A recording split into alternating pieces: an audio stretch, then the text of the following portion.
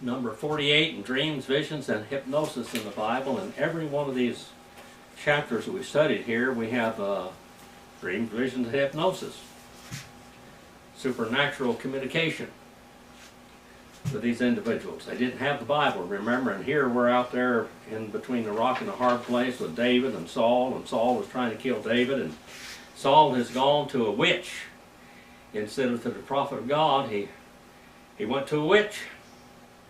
And the witch, her familiar spirit didn't get in the way, because God sent Saul back, or Samuel back, and scared all of them to death. And Samuel said, "You're going to die."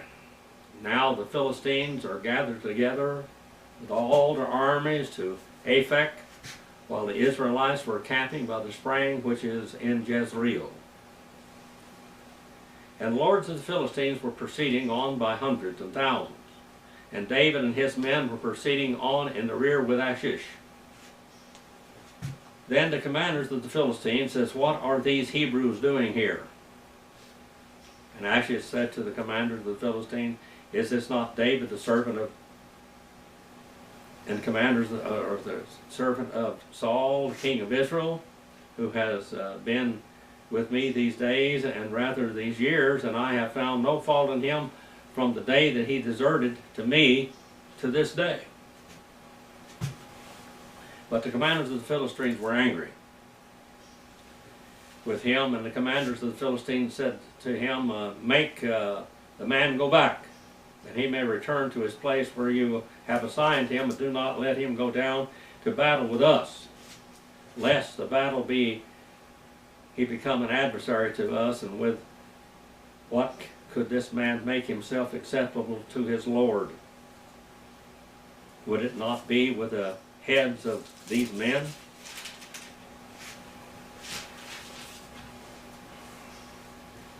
"Is this not David of whom they sang the dances?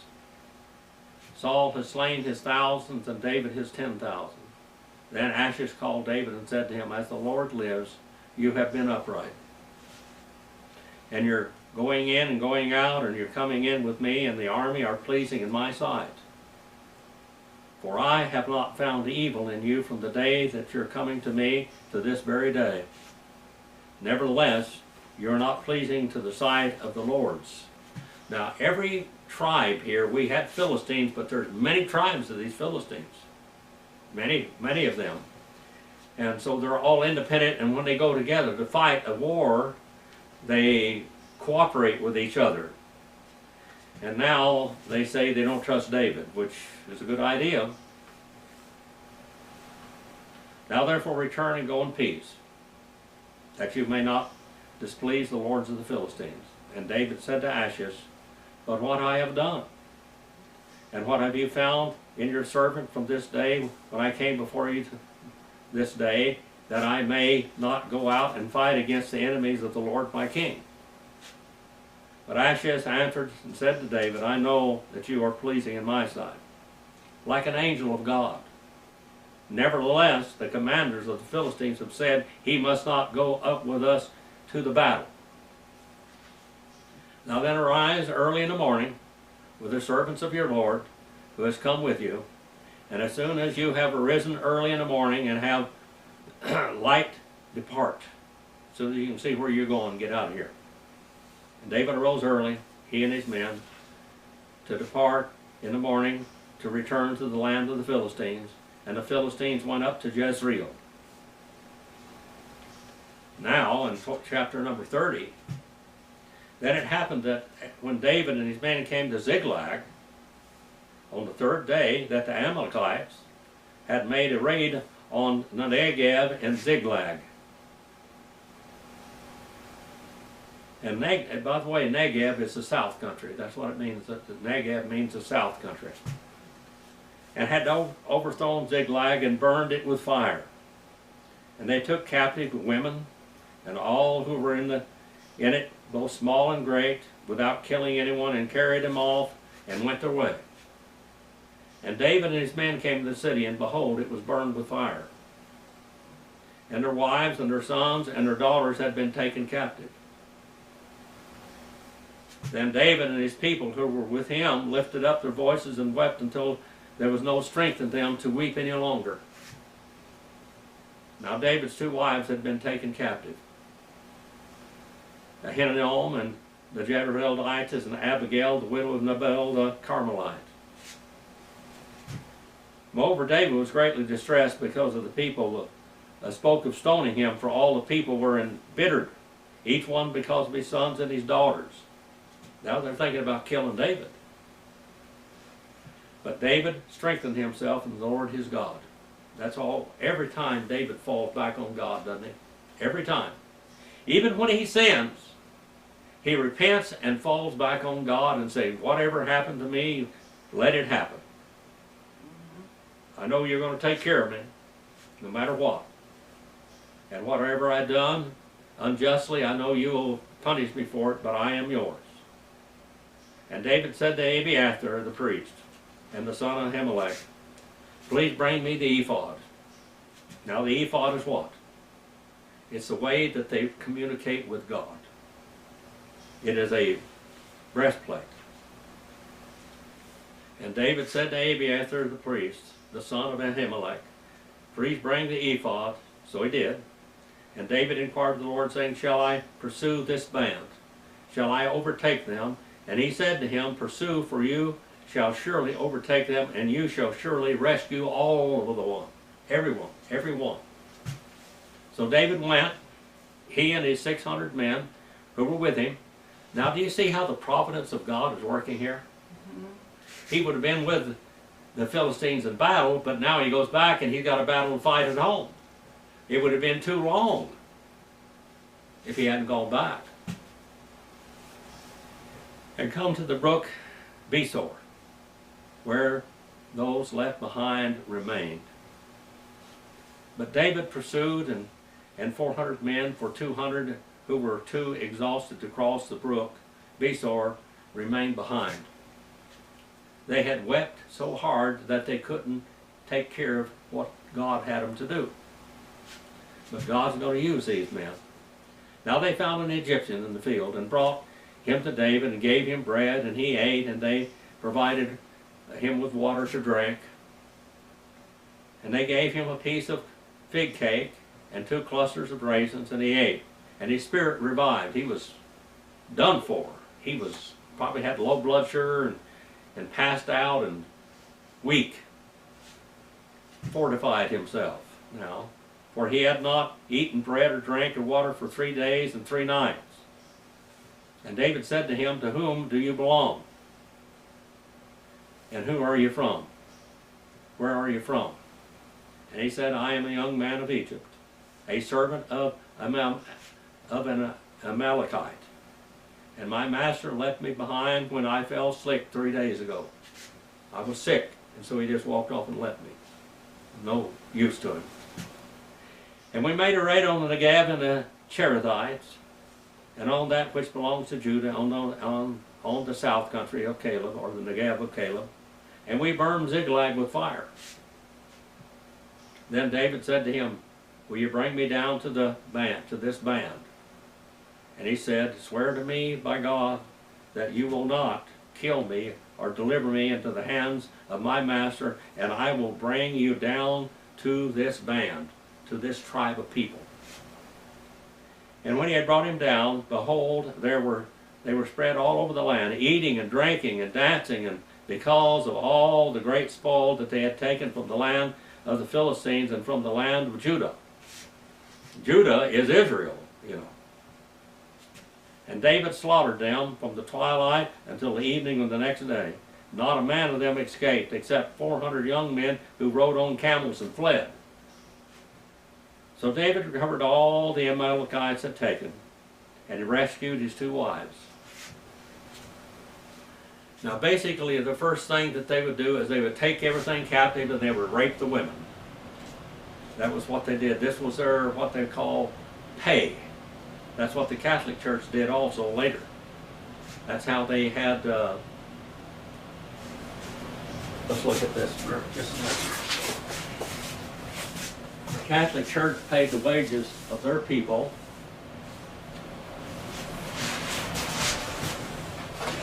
this over here, by all the spoil that they could take, and that no matter what they did would be forgiven them. And this is the indulgences right here. This is between 600. And that's exactly what Muhammad did also.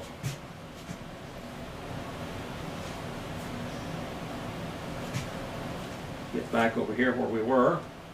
But nothing of theirs was missing, whether small or great, sons or daughters or spoiled, anything that had been taken to themselves, and David brought it all back. They were getting ready to rape and pillage here when they were being drunk, but now, before they could do anything, David comes by the providence of God, and God brings them there. So David had captured all the sheep and the cattle which the people drove ahead of with the other livestock, and they said, "This is David's spoil."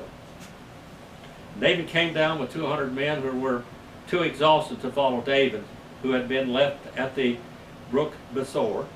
And they went out to meet David and meet David with the people who were with him. And David approached the people and greeted him. That all the wicked and worthless men, fig wood fellows, all the wicked and worthless men among those who went with David answered and said, "Because they did not go with us, we will not give them any of the spoil that we have recovered, except to every man his wife and his children, and that they may lead them away and depart." And David said, "You must not do so, my brothers. And with which the Lord has given us." The Lord gave them the battle. It was not theirs. The Lord gave it to them. "Who has kept us and delivered us into our own hand and the band that came against us. And who will listen to you in this matter? For as he has share is who goes down to the battle, so shall his share be with who stays the baggage, and they shall all share alike." And so it has been from that very day forward, that he made a statute, that he made a law, an indictment, and an ordinance for Israel to that day. Share and share alike. Now when David came to Ziklag, he sent some of the spoil to the elders of Judah. He's going to take care of his own people. And to his friends, and behold, as a gift for you from the spoil of the enemies of the Lord. And those who were in Bethel, remember what Bethel was? That's a very important place. That's where Jacob went and cleaned his family up and got rid of all the idols and everything, and he went to Bethel to worship the Lord. That's after the battle. Well, actually, Levi and Simeon went in and killed all the people in Shechem. And to those who were in Ramoth and the Negev, Negev means south country, and those who were in Jetur, and to those who were in Aroer, and to those who were in Siphmoth, and to those who were in Eshtemoa, and those who were in Rakal, and to those who were in the cities of the Jeremomites, and to those who were in the cities of the Kenites, and to those who were in Hormoth, and those who were in Bor Ashan, and those who were in Athshah, and those who were in Hebron. Hebron was where Caleb was. Remember Caleb. And remember that worthless guy? Remember the worthless guy that God killed? This was his ancestors' home right here. He went to Carmel, though, and to all the places where David himself and his men were accustomed to go. Now the Philistines, again, were fighting against Israel, and the men of Israel fled from before the Philistines and fell slain on Mount Gilboa. And the Philistines overtook Saul and his sons. And the Philistines killed Jonathan. This broke David's heart. And Abinadab and Malchishua, all the sons of Saul. And the battle went heavily against Saul, and the archers hit him, and he was badly wounded by the archers. Then Saul said to his armor-bearer, "Draw your sword and pierce me through with it, lest these uncircumcised come and pierce me through and make sport of me." They were going to torture him, he knew. They were going to torture him.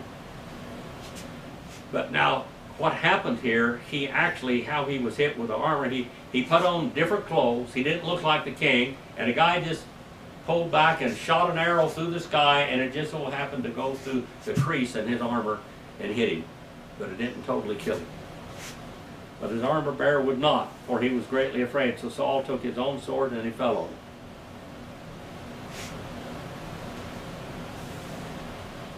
And when his armor bearer saw that Saul was dead, he also fell on his sword and died with him. So Saul died with 3 sons, his armor bearer, and all his men on that very day. Now there's different accounts of this in other places also.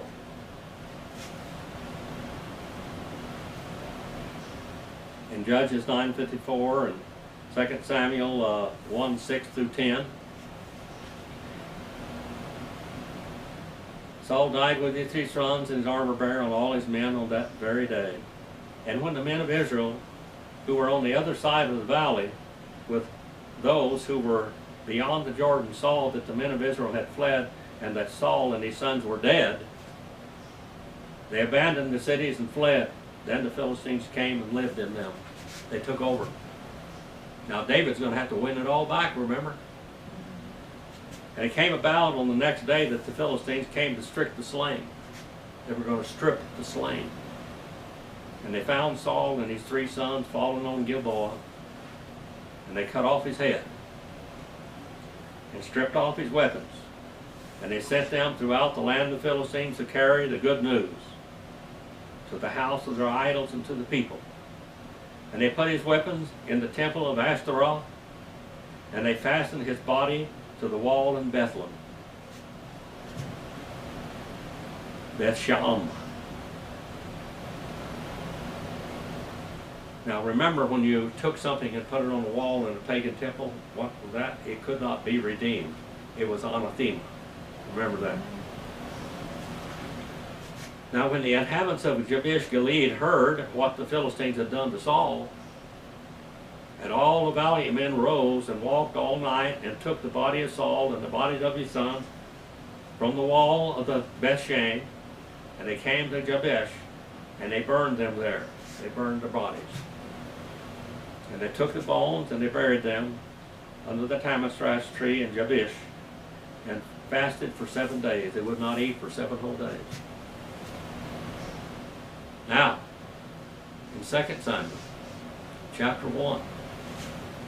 Now it came about after the death of Saul, when David had returned from the slaughter of the Amalekites, and David remained 2 days in Ziklag. And it happened on the 3rd day that, behold, a man came up from the camp of Saul with his clothes torn and dust on his head. And it came about, when he came to David, that he fell to the ground and prostrated himself. And David said to him, "From where do you come?" And he said to him, "I've escaped from the camp of Israel." And David said to him, "How did things go? Please tell me, how did things go?" And he said, "The people have fled from the battle. Also many of the people have fallen and are dead, and Saul and Jonathan, his son, are dead also." So David said to the young man who told him this, "How do you know that Saul and his son Jonathan are dead? How do you know for sure?" The young man said, who had told him, said, "By chance I happened to be on Mount Gilboa, and behold, Saul was leaning on his spear. And behold, the chariots and the horsemen pursued him hotly and closely. And when he looked behind him, he saw me, and he called me, and he said, 'Here I am.' And he said to me, 'Who are you?' And I answered him, 'I am a Amalekite.' Then he said to me, 'Please stand beside me and kill me, for agony has seized me, because my life still lingers in me.' So I stood beside him, and I killed him, because I knew that he could not live after he had fallen. And I took the crown which is on his head, and the bracelet which was on his arm, and I brought them here to my Lord this day." Then David took hold of his clothes, and he tore them. And so did all the men who were with him. And they mourned and they wept, and they fasted until evening for Saul and his son David, for the people of the Lord and the house of Israel, because they had fallen by the sword. David really wept. He really fasted because he loved Saul. Saul hated him because of jealousy, but he loved Saul, and he dearly loved Jonathan. And David said to the young man who told him, "Where are you from?" And he answered, "I am the son of an alien, an Amalekite." And David said to him, "How is it that you were not afraid to stretch out your hand to destroy the Lord's anointed?" And David called on one of the young men and said, "Go and cut him down." And they struck him, and he died. And David said to him, "Your blood is upon your own head, for your mouth has testified against you, saying, I have killed the Lord's anointed." Then David chanted with his lament over Saul and Jonathan his son, and he told them to teach the sons of Judah the song of the bowl. Behold, it is written in the book of Jasher. This is where the book of Jasher again is quoted. And this is the book of Jasher right here. It's not in the Bible. It is a history book. It is not what we might call inspired like the Bible is, but many things are written in the book of Jasher that are not written in the Bible. It tells you, many times it tells you the wives of Noah and different ones, where they came from, who their fathers were. It tells you all the names of Moses. It tells you many things that aren't in the Bible. It is the history book.